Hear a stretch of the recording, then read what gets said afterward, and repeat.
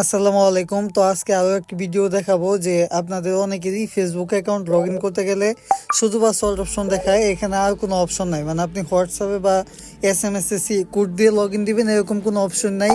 তো এই সমস্যাগুলো ঠিক করতে অবশ্যই আমাদের স্ক্রিনে বাম সাইডে দেওয়া হোয়াটসঅ্যাপ নাম্বার যোগাযোগ করবেন, আপনাদের কাজগুলো করে দেওয়া হবে। তো প্রথমে দেখাইছিলাম যে নাম্বার দিলে শুধু বা সল্ট অপশন দেখায়, এখন এই কাস্টমারের কাজটা আমরা করার পরে তো এখন আপনাদেরকে দেখাইতেছি যে এটাতে অপশন আসছে কিনা।